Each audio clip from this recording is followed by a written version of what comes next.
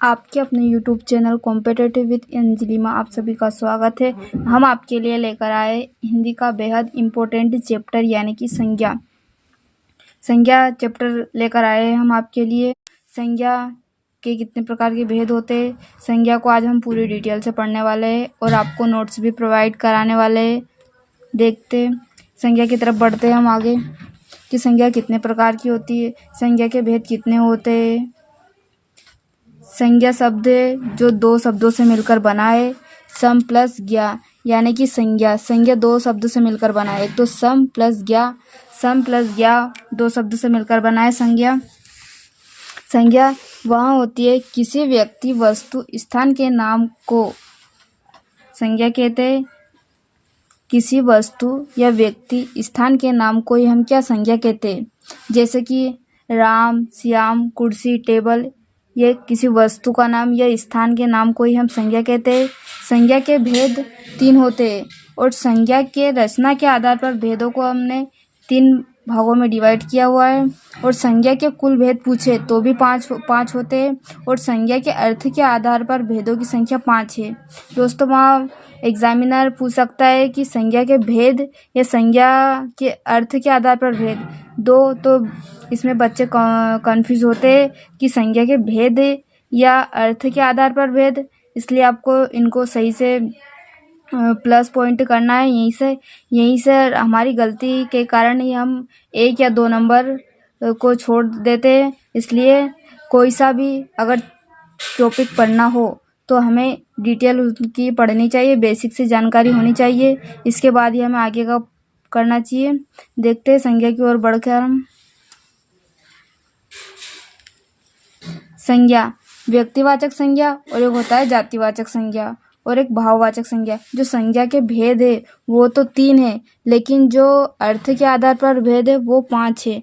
और अगर पूछे कि संज्ञा के कुल भेद, तो संज्ञा के कुल भेद भी 5 ही होते हैं।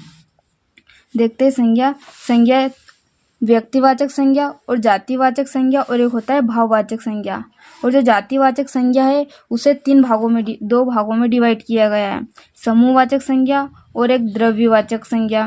द्रव्यवाचक संज्ञा को पदार्थवाचक संज्ञा भी कहा गया है। जो द्रव्यवाचक संज्ञा है उसे पदार्थवाचक संज्ञा भी कहा गया है। देखते हैं व्यक्तिवाचक संज्ञा क्या होती है, इनकी परिभाषा और उदाहरण भी।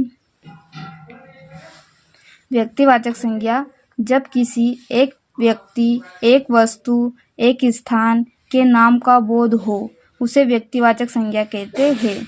जब किसी भी एक व्यक्ति और एक वस्तु, एक स्थान यानी कि किसी भी व्यक्ति का नाम या किसी एक वस्तु का नाम और एक स्थान का नाम, जैसे कि राम एक व्यक्ति है, उसका नाम है। और मोहन भी एक नाम है। रामायण भी एक ही नाम है। और इंदौर एक स्थान का नाम है। और ये गंगा एक नदी का नाम है।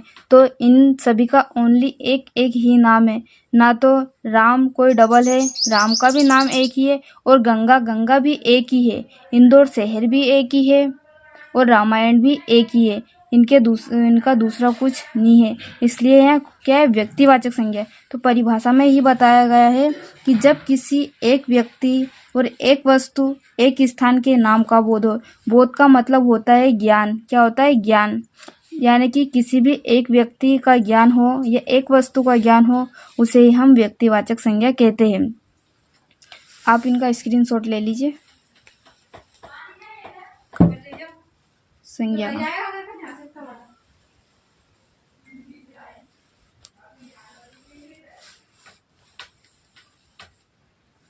व्यक्तिवाचक संज्ञा ऐसे शब्द जिनसे किसी एक व्यक्ति, एक वस्तु तथा एक स्थान का ज्ञान ना होकर समस्त जाति का बोध हो, उसे क्या जातिवाचक संज्ञा कहते हैं।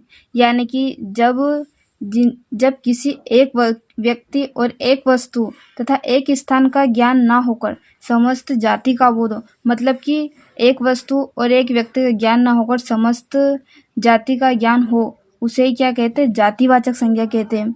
उदाहरण: शहर, पंखा, फोन, टेबल, शिक्षक। ये क्या है? सभी जाति मतलब कि शिक्षक एक नहीं, बहुत सारे शिक्षक हो सकते हैं। शहर एक नहीं होता, शहर बहुत सारे शहर होते हैं। और पंखा भी एक नहीं होता है, पंखा भी बहुत सारे हो सकते हैं।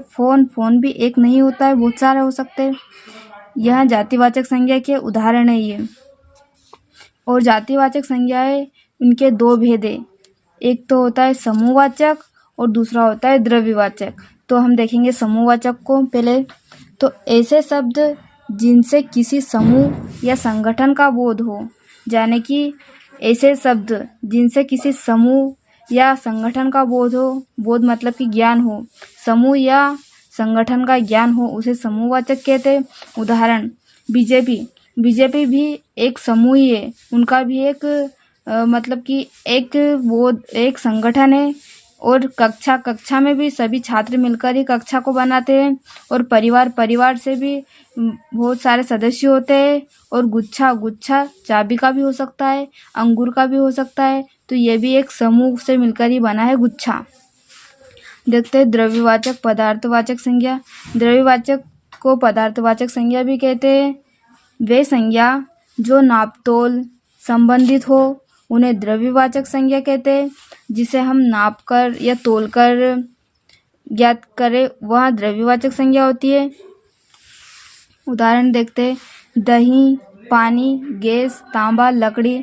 दही को भी हम नाप सकते हैं और पानी को भी हम नाप सकते हैं, गैस को भी हम नापते हैं और तांबा को भी, लकड़ी को भी। तो ये द्रव्यवाचक या पदार्थवाचक संज्ञा होती है। परिभाषा में यहाँ बोला गया है कि वे संज्ञा जो नापतोल संबंधित हो, उन्हें द्रव्यवाचक संज्ञा कहते हैं। देखते हैं हम भाववाचक संज्ञा। तीसरा नंबर है जो भाववाचक संज्ञा। ऐसी संज्ञा जिन्हें ना तो देखा जा सके और ना ही स्पर्श किया जा सके, जिन्हें केवल महसूस किया जा सके, वह भाववाचक संज्ञा होती है।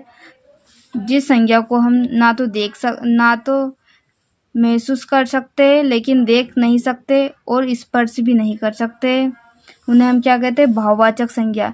जैसे कि प्रेम, दर्द, कष्ट, भूख, प्यास और दया और कृपा, ध्वनि आदि। कष्ट को भी हम सह सकते लेकिन देख नहीं सकते, और भूख को भी हम महसूस कर सकते हैं लेकिन हम देख नहीं सकते। प्यास को भी हम महसूस कर सकते लेकिन देख नहीं सकते। दया भी ऐसा ही है और कृपा भी। हम यह भाववाचक संज्ञा के उदाहरण हैं। इनमें से क्वेश्चन बनते ही है हर एग्जाम में। आप इनका भी स्क्रीनशॉट ले लीजिए।